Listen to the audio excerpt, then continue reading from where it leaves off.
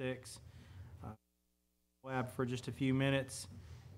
Location of Moab, you can see here.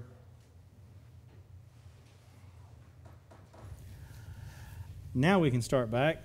My lapel was muted. Middle of page 26 toward the bottom, location. Here on the Palestine before conquest, in the map, you'll see where the Moabites, approximately the location. They are to the east of the Dead Sea. The southeast part, the territory is the east of the Dead Sea. And there are three parts that make up the land of Moab. You have the field of Moab, which was the heart of the land. It's south of the Arnon River, north of the brook Zered. If you look here on this map, you'll see the Arnon River. Zered's not named on this map, but this one stretch here, which is jettisons out from toward the bottom of the Dead Sea. If you look on a map, if you're online and you're trying to find it, it's middle of about 3. Now I'm just giving you an approximate, but you have the brook Zered. So the brook Zered to the Arnon River is the field there of Moab. Look at Genesis 36:35. Genesis 36:35. We'll just look at a few of these.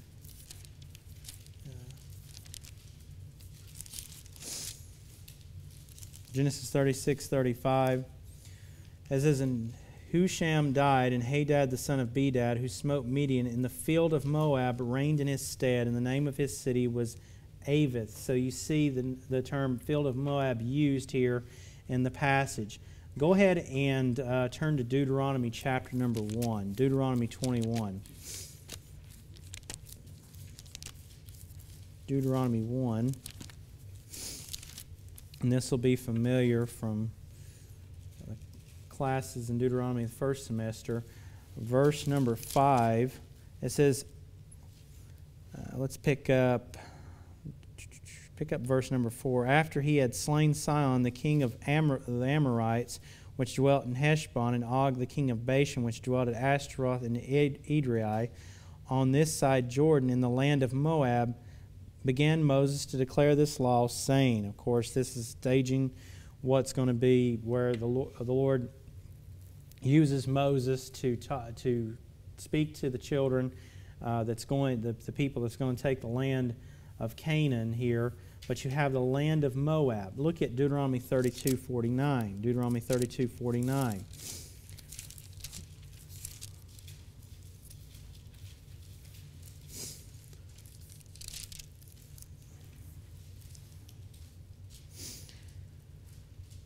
Look at verse 48. It says, "And the Lord spake unto Moses that selfsame day, saying, Get thee up into this mountain, Abiram, unto Mount Nebo, which is in the land of Moab, that is over against Jericho, and behold the land of Canaan, which I give unto the children of Israel for a possession." So now you have the land of Moab, and this would be north of the Arnon to the hills of Gilead. So you have the field of Moab, from the brook Zered to the Arnon River. You have the Arnon River up to the right before Mount Gilead. So you have Mount Gilead up here, and so this is the land of Moab here.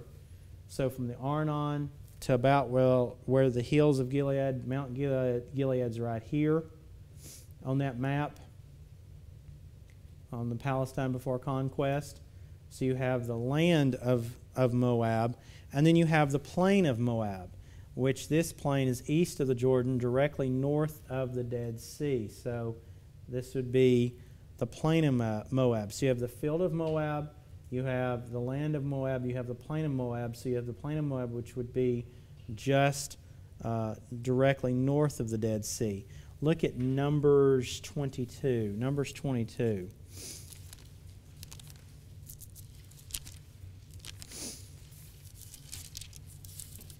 Numbers 22, look at verse number 1. It says, "And the children of Israel set forward and pitched in the plains of Moab on this side Jordan by Jericho." And think about this. It's not on this map, but Jericho is around about just north of the Dead Sea, very close to the Jordan River. So this side, on this side Jordan, in Gilead, in that area, you have the land before they cross over into Canaan, would be the plains of Moab here. So the plains would be just on the other side of the Jordan River from where Jericho would sit. And so you see here, that's what that's called. Look at Numbers 26. We're right here in Numbers 26 and verse number 63. It says, "These are they that were numbered by Moses and Eleazar the priest, who numbered the children of Israel in the plains of Moab by Jordan near Jericho." So that gives you an idea of where we're talking about. Let me see if I can find a map that actually has Jericho listed. And just scroll through them very quickly. Hopefully it won't freeze on me this time. I'm not. Well, let's see. Let's see if we got it here.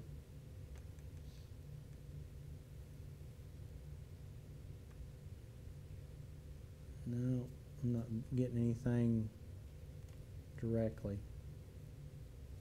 Oh, just a minute. So you have Jericho, and you have Moab there. But so you see the location here. Look at Numbers 31 and verse number 12. Numbers 31.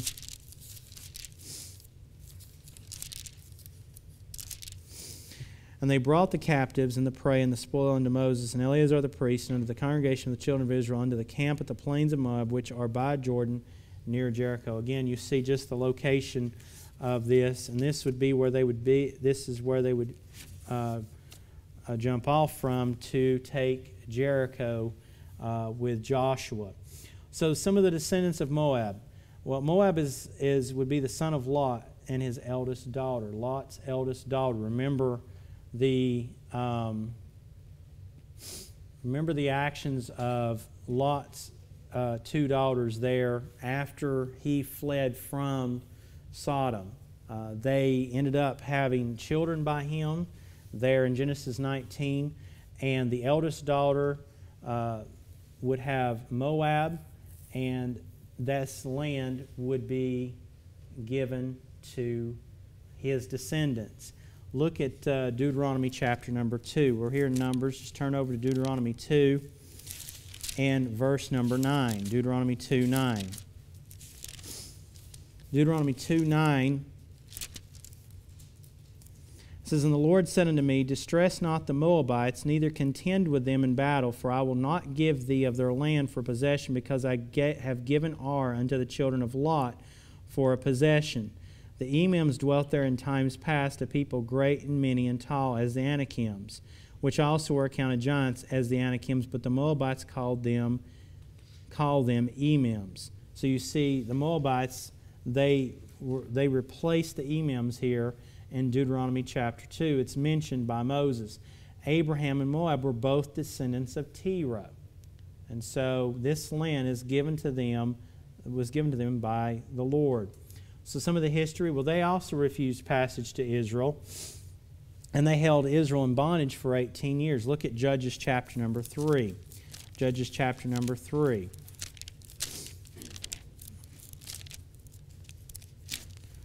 Judges 3, and when you get over there, look at verse number 12. Judges 3:12. Verse 12 says, "And the children of Israel did evil again in the sight of the Lord, and the Lord strengthened Eglon, the king of Moab, against Israel, because they had done evil in the sight of the Lord. And he gathered unto him the children of Ammon and Amalek, and went and smote Israel, and possessed the city of palm trees. So the children of Israel served Eglon, the king of Moab, 18 years. Verse 15, "But when the children of Israel cried unto the Lord raised them up a deliverer, Ehud the son of Gera, a Benjamite, a man left-handed, and by him the children of Israel sent a present unto Eglon the king of Moab." Now we won't read this whole story, but basically Ehud goes in, he tells Eglon that he has a present, a gift, and a word, and Eglon sends all of his servants out, and while the servants are out, Ehud kills him with the dagger that he had made, and thrusts him through and kills him, and escapes away through out another way, the outside doors, and delivers the children of Israel out of the hand of Eglon, the king of Moab. And so it's an amazing story, but the Lord takes care of that. But you see here that for 18 years they served the Moabites in bondage, the children of Israel did during the time of the judges. Saul fought against Moab. David defeated the Moabites in 2 Samuel 8:2. But they also went on to pay tribute. They paid tribute, that is, the Moabites paid tribute to Ahab in 2 Kings 3. They would end up joining forces with the Ammonites and Edomites to fight the Israelites, and we've read that, and they were invaded by Israel in 2 Kings 3:6. Some prophecy, they're mentioned in Isaiah chapters 15 and 16 and Jeremiah 48. But what about their deity? What about their false gods, which Chemosh? Look at Numbers 21. We'll just read a couple of these and then we'll move on. But Numbers 21:29. Numbers 21:29.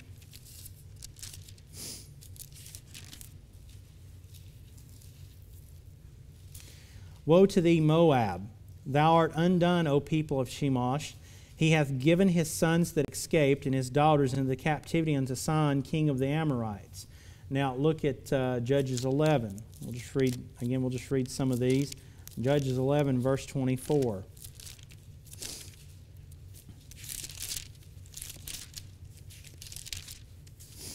Judges 11:24.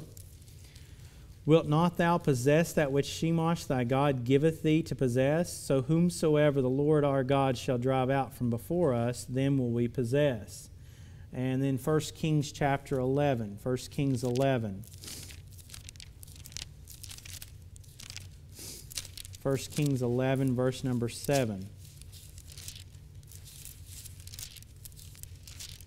Here you'll have where Solomon, you have the time where he starts taking on these false gods. He marries many different wives, which it turns his heart away from the Lord. In fact, this chapter speaks about this. And in fact, just look here at verse number 3, speaking about Solomon. And it says, and he had 700 wives, princes, and 300 concubines, and his wives turned away his heart. For it came to pass when Solomon was old that his wives turned away his heart after other gods, and his heart was not perfect with the Lord his God, as was the heart of David his father. For Solomon went after Ashtoreth, the goddess of the Zidonians, and after Milcom, the abomination of the Ammonites, which is we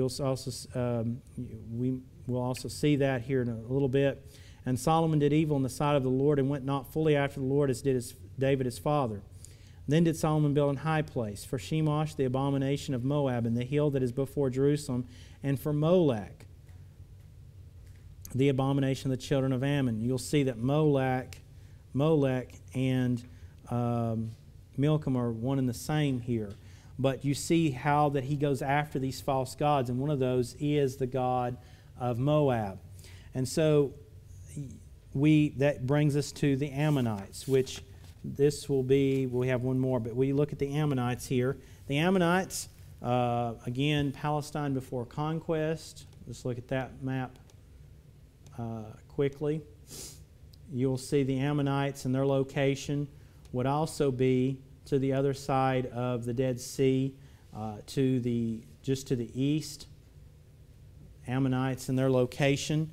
They are northeast of Moab, and they went, and their low area was from the Arnon to the Jabbok River.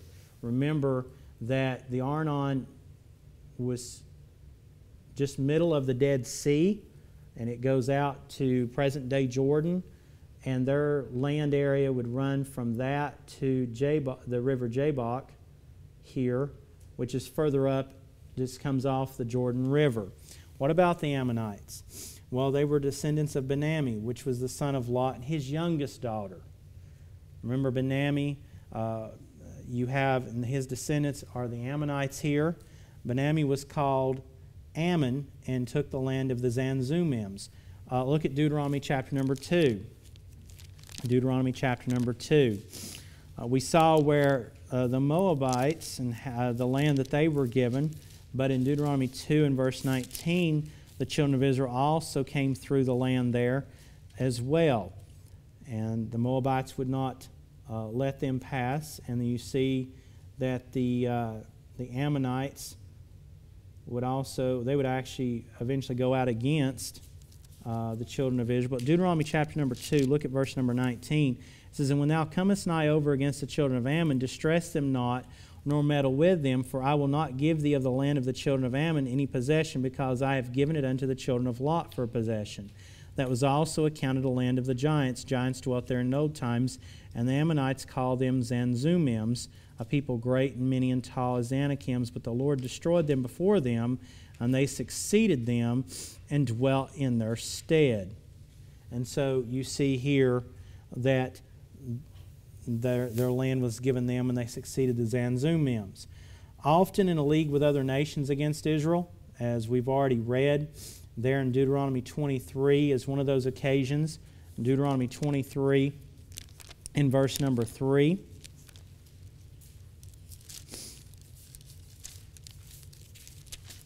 Deuteronomy 23:3.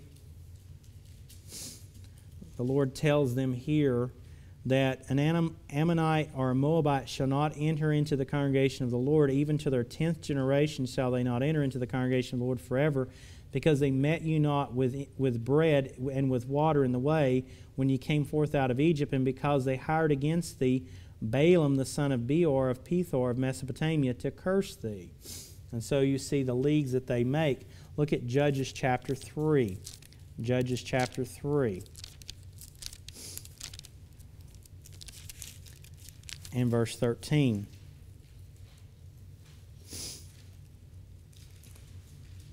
This goes back to Eglon the king of Moab, and notice in verse 13, "And he gathered unto him the children of Ammon and Amalek, and went and smote Israel, and possessed the city of palm trees." And so we see that there. They were governed by a king. In 1 Samuel chapter 12 and verse number 12, 1 Samuel 12:12.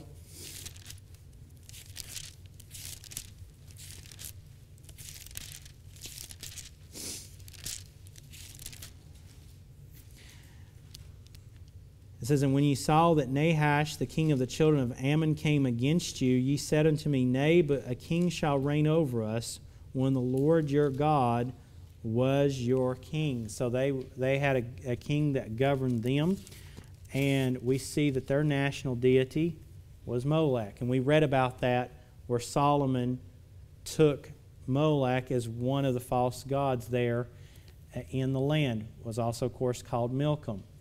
The capital was Rabah or Rabath Ammon.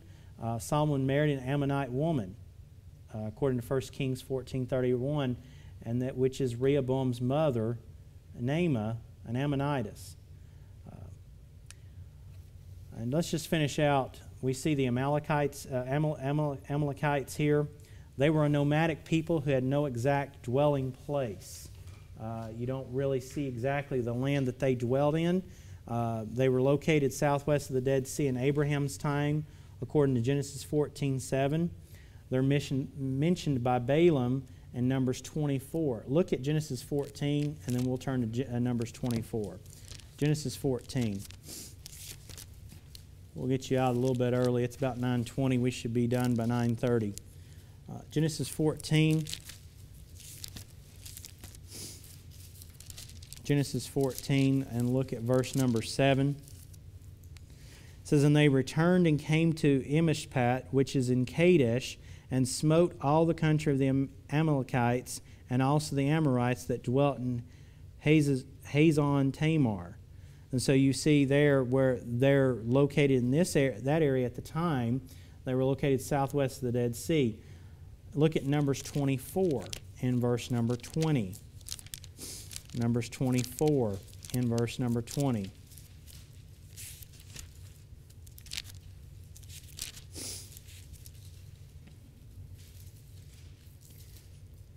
Of course, you have Balaam here as he's giving his prophecy, and in verse number 20 he says, and when he looked on Amalek, he took up his parable and said, Amalek was the first of the nations, but his latter end shall be that he perish forever. It's also a mount of the Amalekites was located in Ephraim in Judges 12:15. Look at Judges 12:15.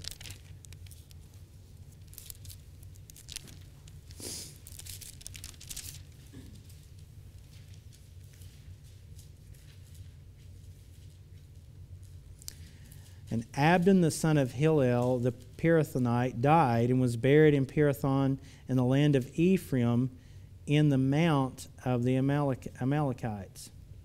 And so you see even their location, they're mentioned here in Ephraim, which Ephraim, of course,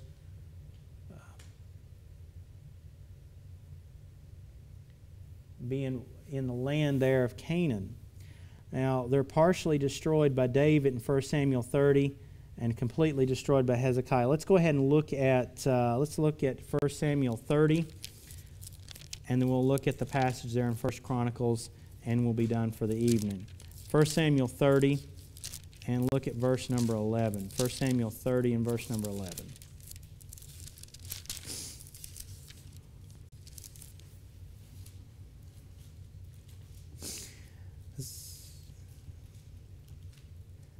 And they found an Egyptian in the field and brought him to David and gave him bread, and he did eat, and they made him drink water. And they gave him a piece of a cake of figs and 2 clusters of raisins. And when he had eaten, his spirit came again to him, for he had eaten no bread nor drunk any water 3 days and 3 nights. And David said unto him, To whom belongest thou, and whence art thou? And he said, I am a young man of Egypt, servant to Amalekite, and my master left me, because 3 days ago I fell sick. And we made an invasion upon the south of the Cherethites, and upon the coast which belongeth to Judah, and upon the south of Caleb, and we burned Ziklag with fire. And David said to him, Canst thou bring me down to this company? And he said, Swear unto me by God that thou wilt not neither kill me nor deliver me into the hands of my master, and I will bring thee down to this company. And when he had brought him down, behold, they were spread abroad upon all the earth, eating and drinking and dancing, because of all the great spoil that they had taken out of the land of the Philistines and out of the land of Judah.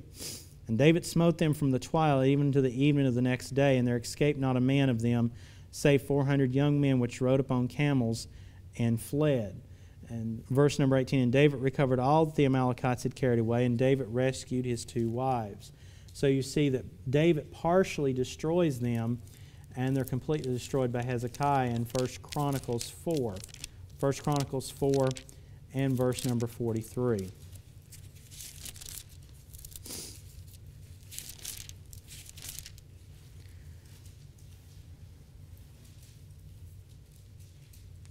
Let's pick up in verse number 39. And they went to the entrance of Gedor, even unto the east side of the valley, to seek pasture for their flocks. And they found fat pasture and good, and the land was wide and quiet and peaceful, for they of Ham had dwelt there of old. And these written by name came in the days of Hezekiah king of Judah, and smote their tents and the habitations that were found there, and destroyed them utterly unto this day, and dwelt in their rooms, because there was pasture there for their flocks. And some of them, even the sons of Simeon, 500 men, went to Mount Seir, having for their captains Pelatiah and Neriah and Rephaiah and Uzziel and the sons of Ishai. And they smote the rest of the Amalekites that were escaped, and dwelt there unto this day. And so you see there Hezekiah would go on to destroy the rest of the Amalekites. All right, that is the lesson for tonight. Thank you all so much. I know it was a lot of just information and whatnot, but thank you all for your attentiveness. That is the lesson for tonight, and you are dismissed. Thank you.